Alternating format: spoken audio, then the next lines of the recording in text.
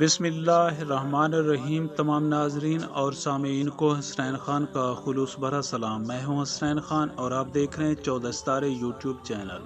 معزز دوستو، احمد بن طولون کو اپنے حوض کے پاس ایک بچہ پڑا ہوا ملا۔ اس نے اس کو اٹھا لیا، اس کی پرورش اور دیکھ بھال بڑی توجہ اور جانفشانی سے کی۔ اس کا نام احمد رکھا، جو بعد میں احمد یتیم کے نام سے مشہور ہوا۔ اللہ تعالیٰ نے اس کو ذہانت و فطانت اور ظاہری و باطنی خوبیوں سے خوب نوازا تھا۔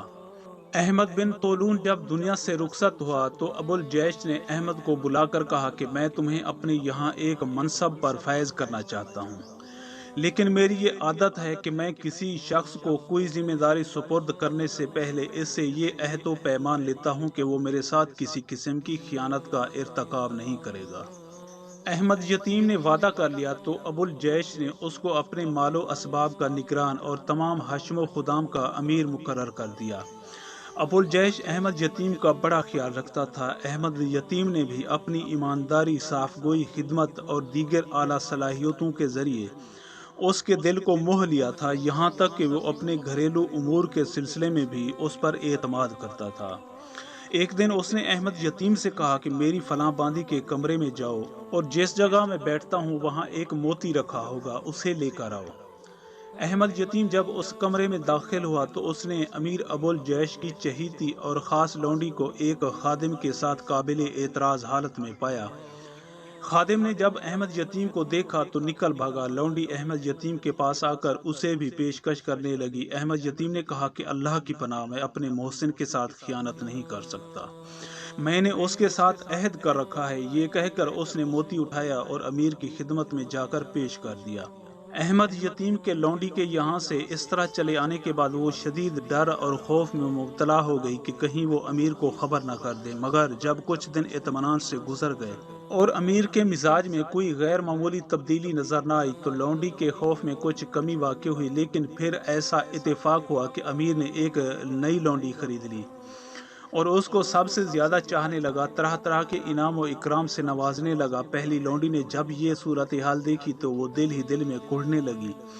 اس نے یقین کر لیا کہ ضرور احمد یتیم نے میری خیانت کا ذکر امیر سے کر دیا ہے، لہٰذا اس نے احمد یتیم سے بدلہ لینے کی ٹھان لی۔ چنانچہ ایک دن وہ روتی ہوئی امیر ابو الجیش کے پاس آئی اور دھاڑے مار مار کر کہنے لگی کہ احمد یتیم نے میری عزت سے کھیلنے کی کوشش کی ہے۔ امیر نے جب یہ سنا تو غیظ و غضب سے کانپنے لگا اور فوراً اس کو قتل کرنے کا ارادہ کر لیا، لیکن پھر کچھ سوچ کر اپنے ارادے کو مؤخر کیا۔ اپنے ایک قابل اعتماد خادم کو بلا کر کہا کہ میں ایک شخص کو سونے کا تاشت دے کر تمہارے پاس بھیجوں گا، وہ جب بھی تم سے آ کر کہے کہ اس تاشت کو مشک سے بھر دو تو تم اس کو قتل کر کے اس کا سر تاشت میں ڈھانپ کر میرے پاس لے آنا۔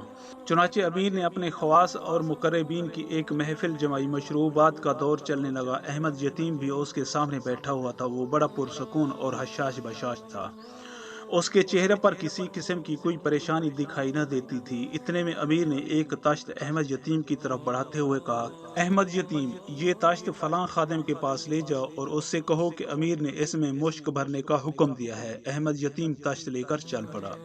راستے میں جب وہ باقی خدام و مصاحبین کے پاس سے گزرنے لگا تو انہوں نے اس کو روک لیا اور مجلس کے بارے میں پوچھنے لگے۔ احمد یتیم نے جان چھڑانے کی بہت کوشش کی اور کہا کہ مجھے امیر نے کسی کام سے بھیجا ہے، لیکن انہوں نے احمد یتیم کی ایک نہ سنی اور کہا کہ کسی دوسرے کو بھیج دو، جب وہ لے آئے تو پھر تم امیر کی خدمت میں لے جانا۔ چنانچہ اس نے ادھر ادھر دیکھا تو اس کی نظر اس خادم پر پڑی جس کو اس نے باندی کے ساتھ قابل اعتراض حالت میں دیکھا تھا۔ احمد یتیم نے اسے تاشت تھماتے ہوئے کہا کہ فلاں خادم کے پاس جا کر اس سے کہو کہ امیر نے حکم دیا ہے کہ اس کو مشک سے بھر دو۔ خادم نے جا کر اسی طرح کہا۔ چنانچہ امیر کے حکم کے مطابق خادم خاص نے اس کا سر کاٹا اور تاشت میں ڈھانپ کر چل پڑا۔ راستے میں احمد یتیم نے اس سے تاشت لے لیا اور اس سے بے پرواہ ہو کر کہ اس میں کیا ہے، امیر کی خدمت میں جا پہنچا۔ امیر نے جب اسے تاشت لیے زندہ سلامت اندر آتے دیکھا تو حیرت سے کبھی احمد یتیم کو دیکھتا تو کبھی تاشت کو۔ احمد یتیم نے تاشت امیر کے سامنے رکھا اور کپڑا ہٹایا تو اس کی آنکھیں کھلی کی کھلی رہ گئیں۔ اب وہ بھی گم سم تھا، کبھی تاشت میں رکھے انسانی سر کو دیکھتا تو کبھی امیر کو۔ جب اسے کچھ سمجھ نہ آیا تو بے اختیار پکار اٹھا کہ یہ کیا ہے۔ امیر خود اس کی طرف سوالیہ نگاہوں سے دیکھ رہا تھا۔ बाला आखिर उसने अमीर के पास से ताश्त लेकर जाने से वापस आने तक की सारी कारगुजारी सुनाई और उसके अलावा किसी बात से लाइल्मी का इजहार किया। अमीर ने अहमद यतीम की तरफ देखते हुए सवाल किया, क्या तुम इसके मुतल्लिक ऐसी कोई बात जानते हो जिसकी वजह से ये इस अंजाम तक पहुंचा है? अहमद यतीम ने कहा कि ए अमीर, इसने एक खयानत का इर्तकाब किया था जिसका आज इसे खमियाजा भुगतना पड़ा है। मैंने आपको इतला ना देकर इसके जुर्म की पर्दापोशी की थी। फिर उसने अव्वल से आखिर तक सारी कहानी अमीर को सुना दी। अमीर ने लौंडी को तलब किया और उससे तफ्तीश की तो उसने अपने जुर्म का एतराफ़ कर लिया और अहमद यतीम की पाकदामनी की तस्दीक की। अमीर ने लौंडी को अहमद यतीम के सुपुर्द करते हुए इसको कत्ल करने का हुक्म दे दिया। चुनाचा उस लौंडी को कत्ल कर दिया गया। इस वाक़या के बाद अमीर अबुल जैश की निगाह में अहमद यतीम की कदर व मंज़लत मज़ीद बढ़ गई और उसने तमाम उमूर की ज़माम तसर्रुफ़ उसके हवाले कर दी। प्यारे दोस्तों, मैं उम्मीद करता हूं कि आपको हमारी ये वीडियो अच्छी लगी हो। अगर आपको हमारी ये वीडियो अच्छी लगे तो प्लीज़ आप हमारे चैनल को सब्सक्राइब और इस वीडियो को लाइक ज़रूर कीजिए। अब हमें अपनी अगली वीडियो तक के लिए इजाज़त दीजिए, इस दुआ के साथ कि अल्लाह पाक आपको अपनी हिफ्ज़-ओ-मान में रखे। अपना बहुत ज़्यादा ख्याल रखिएगा।